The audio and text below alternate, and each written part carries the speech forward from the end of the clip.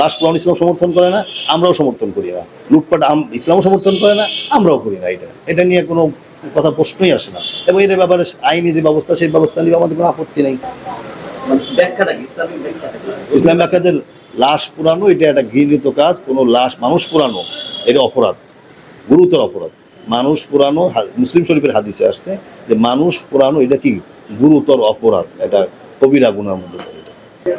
ঘটনা হলো যে আমরা এই ব্যাপারটা নিয়ে তো আমরা 15-20 দিন আগের থেকেই জেলা প্রশাসক মহোদয়, এসপি মহোদয় এবং উদ্যোগ কর্মকর্তাদের মাধ্যমে আমরা যোগাযোগ করে কাজ করে যাচ্ছি। ওনারাও আমাদেরকে চেষ্টা করতেছে আমাদের দাবিগুলো পূরণ কীভাবে করা যায়। আর আমরাও আমাদের কর্মসূচি দিয়ে কিভাবে করব আমরা ধাপে ধাপ। আমরা কিন্তু একবারেও কিন্তু এখানে যাইনি। আমরা প্রথমে কিন্তু তাদের সাথে বসছি, পরবর্তীতে আমরা বিভিন্ন চ্যানেলের সাথে আমরা দিয়েছি, সাক্ষাৎকার দিয়েছি যে আমরা কিন্তু এইভাবে আগে এসেছি। এরপরে আমরা সাংবাদিক সম্মেলন করেছি। এরপরে আমরা স্মারকলিপি দিয়েছি। দিচ্ছেন না, স্মারকলিপি দিচ্ছি।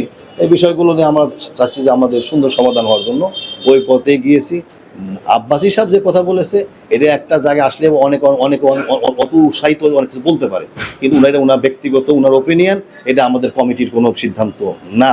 উনি এটা ব্যক্তিগতভাবে একটা জায়গায় বলে ফেলছে। ওনার ব্যক্তিগত এক জায়গায় বলতে গেলে অনেক কিছু, কিন্তু বড় বড় কিন্তু দলের মধ্যে বিএনপি, জামাত ইসলাম, যারা বড় বড় দল আছে, এরাও কিন্তু অনেক সময় একটা ল্যাঙ্গুয়েজ কি করে ফেলে, মানে একটু অতিরঞ্জিত করে ফেলে, লটা হয়ে যায়।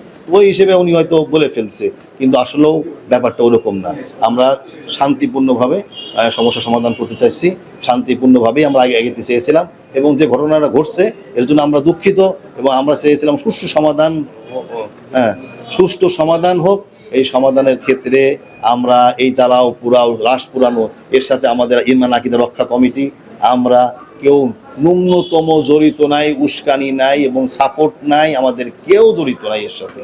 এবং আলেম ওলামা ঈমান আকীদা রক্ষা কমিটি সম্পূর্ণ এর থেকে একদম নিষ্পাপ বলতে চলে, একদম নিষ্পাপ আমরা।